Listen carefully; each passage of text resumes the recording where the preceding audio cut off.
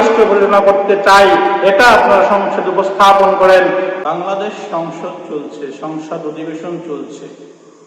আমরা লক্ষ্য করলাম, দেখলাম যে সংসদ অধিবেশনে কেউ জাতীয় সংসদের সংবিধান, কেউ জাতীয় সংসদের জুলাই সনদ, সংবিধান এবং জুলাই সনদ এই দুইটা নিয়ে পক্ষে বিপক্ষে অনেক কথাবার্তা হচ্ছে।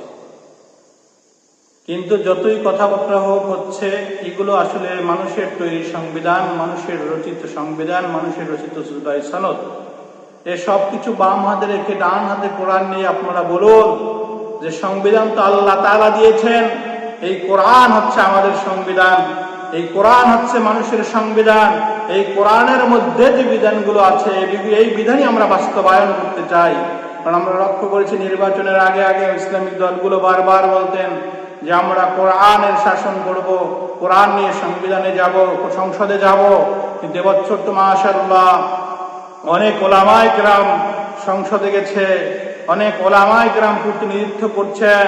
ইসলামী দলগুলো মেইন স্ট্রিম না হলেও অপোজিশন লিডারে আছেন, সেকেন্ড পজিশনে আছেন, বিরোধী দলে আছেন।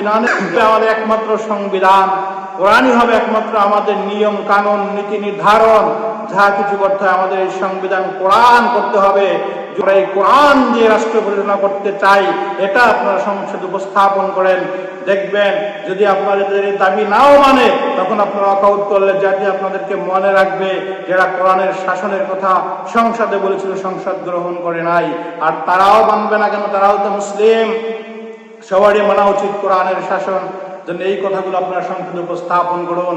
রাখুন জুলাই সনদ বাম হাতে, সংবিধান বাম হাতে, ডান হাতে কোরআন নিয়ে বজ্রকণ্ঠে বলুন যে এটাই আমাদের সংবিধান, আমরা কোরআনের আইন বাস্তবায়ন চাই, এই সংসদে কোরআন দিয়ে চলবে, এই রাষ্ট্র কোরআনের আইন দিয়ে চলবে। এটা যদি আপনারা করতে পারেন, যাতে আপনাদেরকে কিয়ামত পর্যন্ত যারা আসবে সবাই স্মরণ করবে যে এই সংসদে কোরআনের আইন বাস্তবায়ন করার জন্য, সংসদে বিল উত্থাপন করার জন্য দাবি তোলা